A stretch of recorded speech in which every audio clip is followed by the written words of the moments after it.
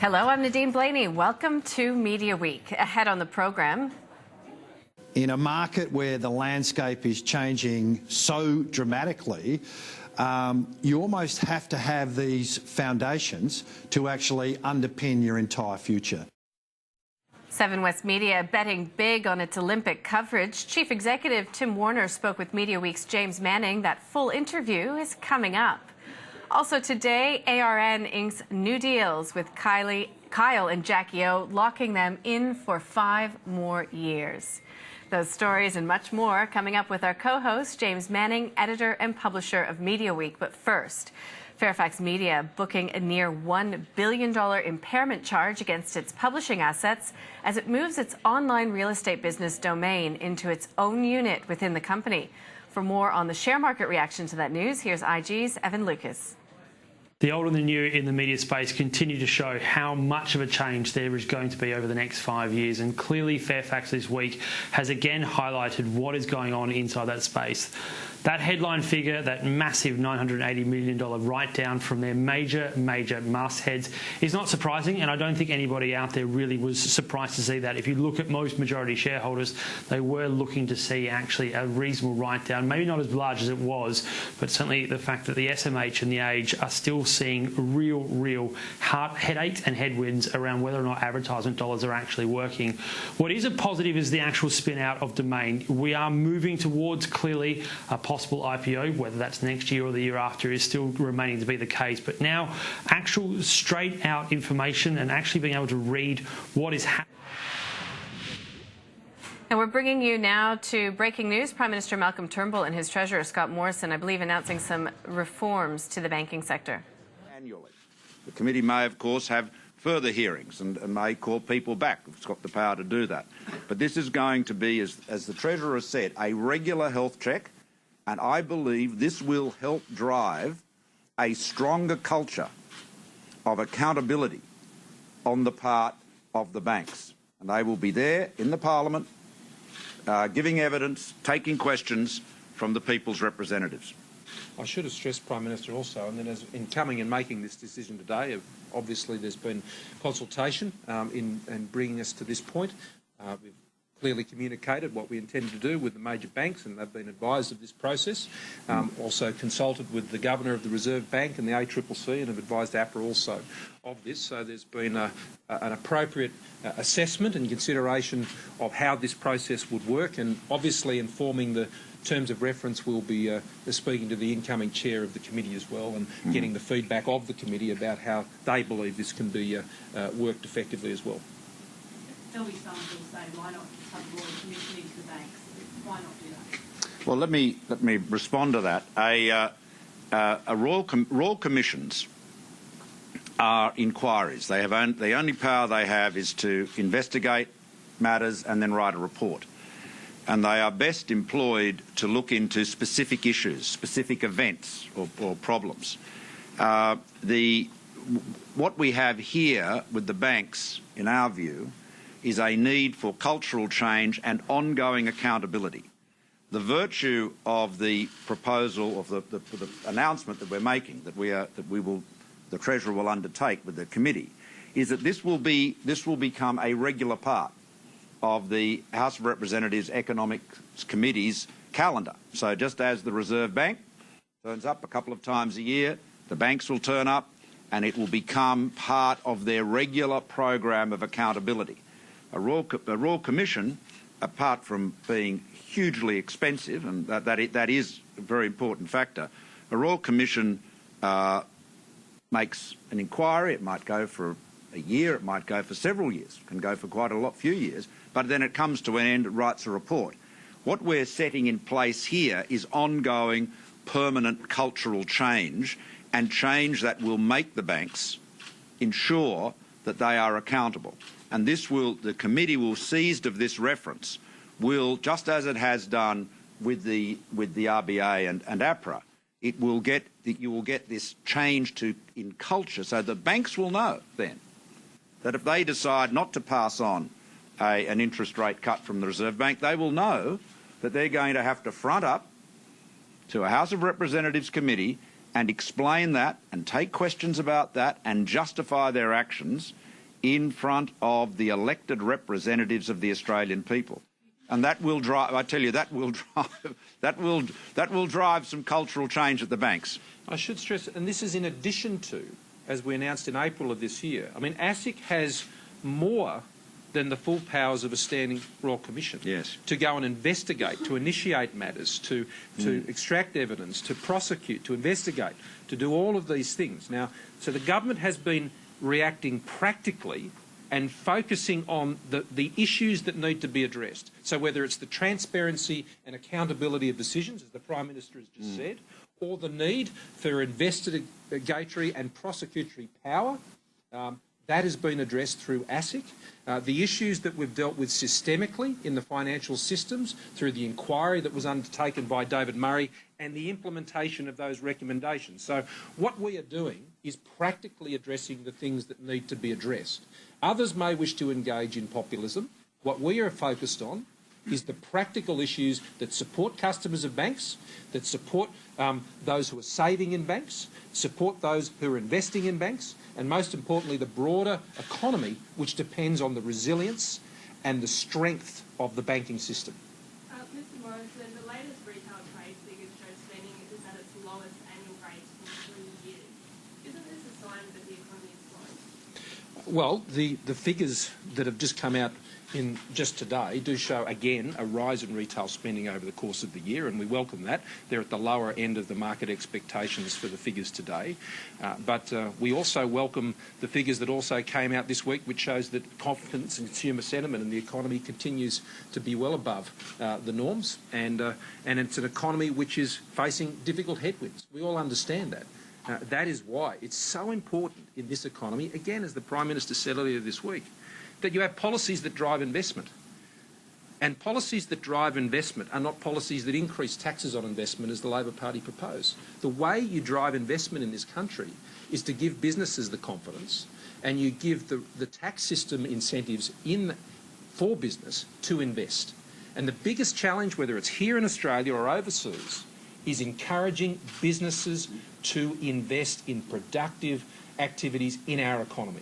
Now, Australia is not alone in this challenge, but I can tell you I would rather be the treasurer in the Australian economy than any other economy in the world.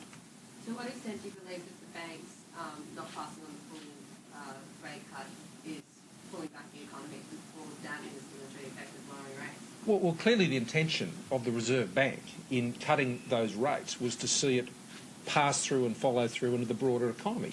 And so, obviously, the extent to which that is not achieved actually frustrates the intention of the bank in making that decision.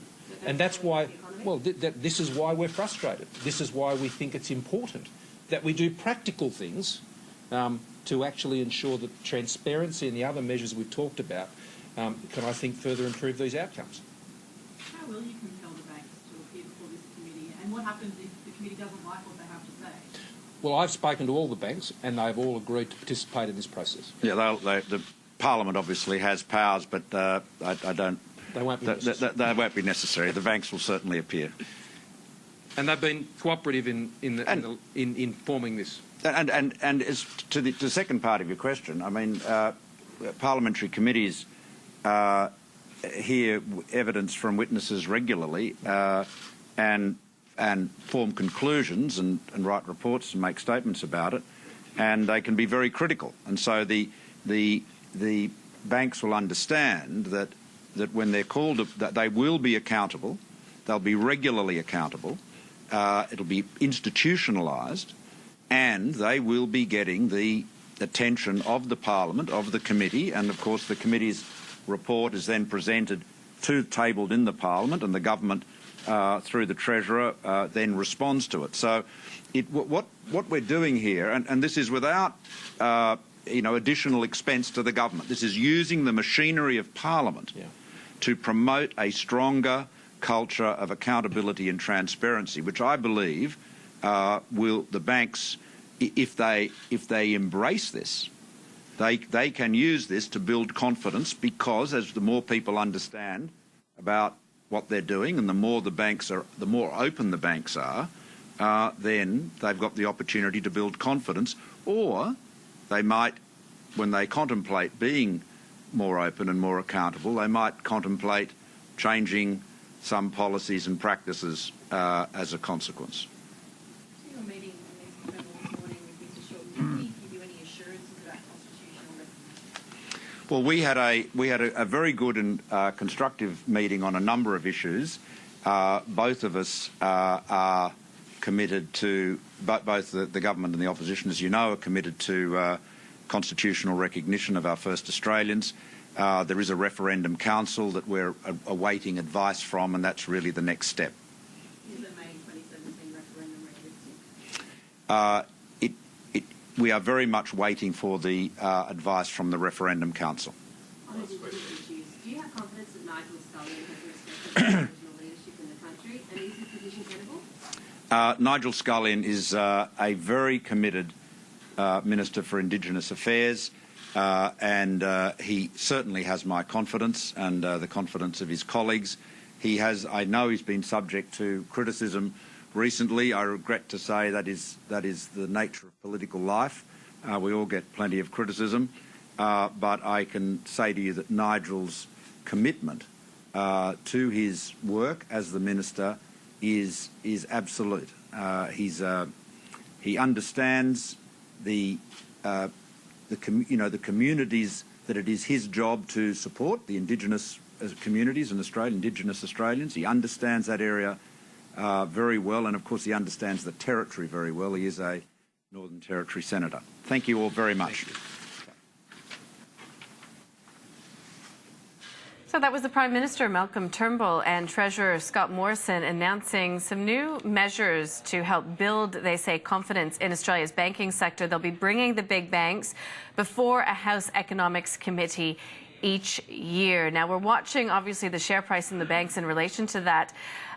It's been a bit of a day of choppy trade for the banks regardless. Commonwealth Bank was down by about 0.25% before this announcement. It's down by 0.4%. But again, the rest of the big four still into positive territory, so not yet really having a noticeable impact on the share prices of the four big banks. Some of the commentary that surfaced on Twitter so far saying that, the big four banks will no longer be able to hide behind an industry spokesman, obviously referring to the Australian Bankers Association when it comes to making your case, the bank CEOs to be hauled before Parliament.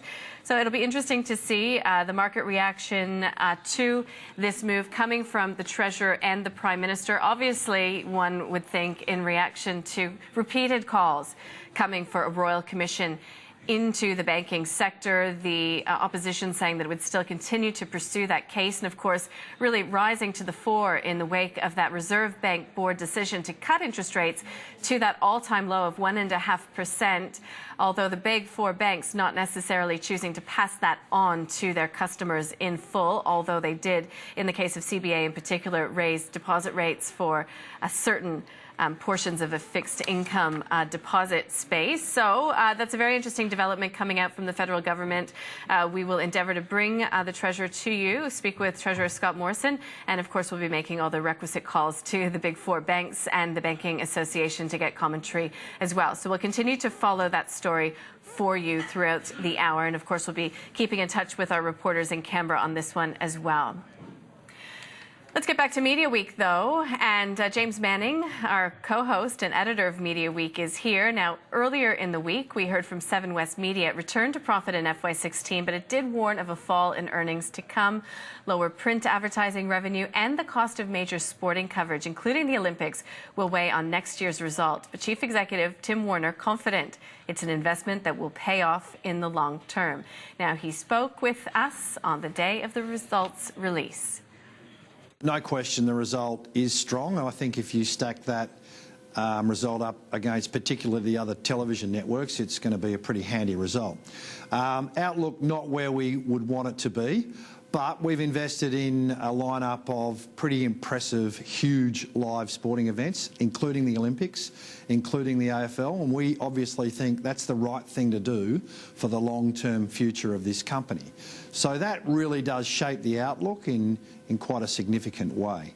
Beyond that, I wouldn't call them warning signs. I do think that as a company, we're in the midst of change. I've been at Seven for 20 years, and I can tell you this business has changed more in the last 2 years than it did in the preceding 18 years. This is in many ways the transformation that we had to have. We're in the middle of it now, but already we're starting to see new revenue streams growing quite strongly, most notably our independent production business. That really is the shape of our future. And we've had to invest in that. That big bunch of live sporting events, I think, will be the foundation of this company right out to 2020. The biggest investments, as you say, in the sport, I think the new AFL deal starts next year, correct? Yeah. Just on the Olympics, again, that's a big package that includes a number of games. In terms of the revenue you will raise, will you get a lot of that investment back, or most of it, or do you see that as a bit of a loss leader for the group in general? Yeah, I don't think the term loss leader is quite right, to actually describe these investments in these big packages of sporting rights. I think in a market where the landscape is changing so dramatically, you almost have to have these foundations to actually underpin your entire future. So for us, when we talk about the Olympic Games, we don't just look at it as the Games themselves. We look at it as actually very representative of the new operating model for Seven West Media. The last time we had an Olympics, we actually only had one channel, and therefore one way of really monetising that investment. This time around, we are having not just 3 channels live 24/7. There'll be a further 40 streams. There will be partnerships with Google, with Twitter, with Facebook on the Olympic Games. We will use it as a launch platform for a bunch of shows, many of which we have created and therefore own and control ourselves. We'll launch digital products, new digital products out of this Olympic Games. And quite apart from that, there's the far less tangible but very important definition that it brings to your brand. I mean, Seven has been synonymous with the Olympic Games over many, many years, and we see that as playing a major role in the way consumers think about that big red 7. It's pretty important to us. So, look, you're basically asking me, do we think it's worth it? And the answer to that question is absolutely we do, and we're going to learn more and more and more over time just how much it's worth.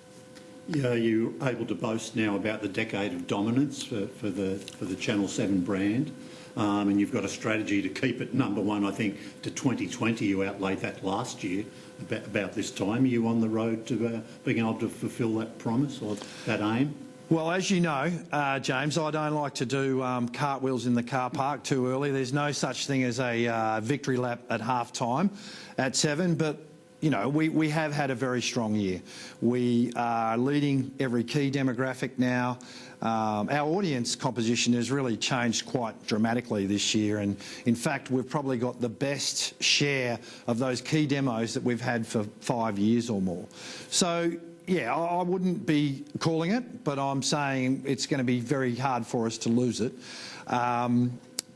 Beyond this year is really what our focus is about. I mean, we're already planning for what we're going to do for that period in late 2017 right through to April in 2018. It begins with the AFL Grand Final, we roll into the Rugby League World Cup, then into the Melbourne Cup Carnival, then into the Australian Open Tennis, then into the Winter Olympics in Pyeongchang, South Korea, so pretty handy time zone there, and then into the best time zone of all, the Commonwealth Games here on the Gold Coast. We're now about planning what other program will we interweave through those events, and what other program will we be running in 2018. And some of those shows we're already scripting now.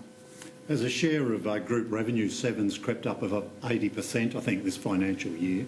How are your competitors going? I mean, I see that 10 with the combination of MCN selling them are creeping up in terms of their ad share. They've had a pretty handy couple of weeks. Do you keep an eye on them? What do you make of that? I think you know that we don't spend very much time looking over our shoulder. We tend to focus on what we can control, what we can have an influence on. Certainly, you know, I acknowledge that 10 is stronger than they were a few years ago. But yeah, our focus is really on what we're doing at 7, and we've got enough to think about here. I mean, what we're about is planning well beyond what we're going to launch out of Rio, even though it is a pretty good offering. We're thinking already about next year and the year after, and really right out to 2020. So 7 West Media CEO Tim Warner there speaking with James Manning, my co-host here, who's here in studio. James, good to see you. So we heard today that the ACCC has delayed its final decision about that 7 West WAN, essentially buyout of some of the News Corp's WA assets. So it's delaying its decision because it wants to investigate concerns about quality and diversity of content, and also obviously competition in the ad space. What did Mr. Warner have to say in regards to that? He said basically he's telling, look, people got to get real about when you examine competition. Just don't worry about old media fighting each other. Just look at what's really happening out in the market. Where is all the ad money going to these days? A lot of the ad money is going to the digital disruptors, Facebook, Google, people like that. So you've got to make sure you factor them into any, you know, examination of the competitive space. Yeah, and the ACCC did acknowledge that it would be doing so. We are expecting the final decision on the 15th of September, so one that we'll be watching. Now let's talk about Nine Network, because when it comes to the 2017 pre-ad sell, I mean, they're coming out hard and early, 4 months early. Yep, they've wanted to make a bit of noise, I think, before the Olympic Games, sort of steal the thunder, because they realise 7 are going to get a massive audience during those 2 weeks, and 7 will be promoting all the programming they've got from the end of the Games till the end of the year. So 9 wanted to make a bit of noise beforehand. They've gathered a whole lot of advertising partners in Sydney this week. On a Tuesday, it took them through a little upfront presentation about what they've got coming up after the Olympics, and then some of their major franchises early for 2017.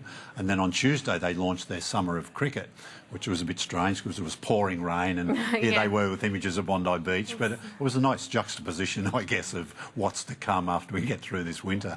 But, you know, their biggest summer ever, they're calling it. And they have made a huge investment in Australian content, drama included. Yeah, absolutely, yeah. And just, you know, like we spoke to Tim in this interview this week about the 7's investment of live sport, he said, do we think it's worth it? Absolutely. 9 have done similarly with the, you know, the deals David Ginchel did with the NRL and the cricket, both before he stepped down as chief executive.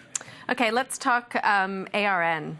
Kyle and Jackie O has been re-signed for another 5 years. Do we know at what cost? Yeah, look, well, we don't know the exact figure because it all depends on a few things, but it could be more than $40 million over a 5-year period. So that's $20 million plus each. The highest paid entertainers in Australia now, virtually on any medium. The things that could affect the total amount is they have to meet some performance hurdles to get their sort of increases during those 5 years. So something like, you know, remaining number 1 FM in the market, and that they will sort of earn an increase year on year. And they also get to share in some of the ad spoils on increased revenues to ARN. So it'll be sort of like an ad budget, if you like. And if the KISS Sydney station does better than the budget, well then not only the sales staff but the announcers will get a little clip of the ticket there too. Interesting. We were talking about Fairfax a little bit earlier on, spinning off Domain into a separate reporting unit so it's not lumped in with the Metro Media. Some people, though, are still obviously buying print ad sales. Media sector reporting about $576 million in ad revenue in 2016. So give us some perspective on whether that's up, down, how does it rate? It's down, but not down a lot. It was just over $600 million for the previous year. So it was down about $35 million. It's a substantial fall, but not really off the edge of the cliff that some people sort of talk about. The interesting thing out of that split, it's about roughly about 80% of those dollars that they're spending are still associated with print products. So digital's growing, but it's still only a little piece of the pie there. So, you know, newspaper publishers aren't going to be giving up on print too soon. Sure, the weekday editions are really challenged when it comes to ad revenue, but those weekend newspapers are still sort of earning their keep. And some of the big Friday Metro tabloids, they're also pretty much full of ads too. A lot of retailer stuff like that for the weekend sales. So it's still a crucial part of a lot of marketers' budgets. It is interesting, though, that we had one Fairfax investor calling again for the shutdown of the daily editions of The Age and Sydney Morning Heralds. But we'll leave that now. Let's get back to TV, talk about ratings. And this is for week 31, free to air. No big surprise seeing MasterChef really leading the pack. Yeah, look, absolutely. This is the last time we'll see it in the chart. I think I've hinted at that a couple of times, but this is definitely. Well, I kept being surprised when there was finals week, grand finals week. You know, it just seemed to go on forever, but it worked. I watched. I will admit absolutely. that again. Look, 10 did. I think they had their best week since 2011 that week, so it was good for them. Big business for them. All right, now let's take a look at some of the subscription TV ratings, and of course, we will start with sport. NRL, AFL, any surprises here? Yeah, no, look, that's going to dominate, and that'll be the case through till the end of September when we see all those finals cropping up here. Absolutely. But with Fox Sports, as we mentioned before, having NRL finals for the first time live. But then Olympics are really going to start doing well come this week. Sure, yeah. 7, but obviously we're talking subscription television, so let's look at some of these non-sport. Got a movie up the top there, The Martian. So movies are still part of that Foxtel package, still a big attraction for subscribers there. And of course, 3 of the other 5 are local content. So that Foxtel, you know, as we've said before, making the right decisions on their local programming decisions. James Manning, great to have you in as always. Thanks, Nadine. We'll see you next week.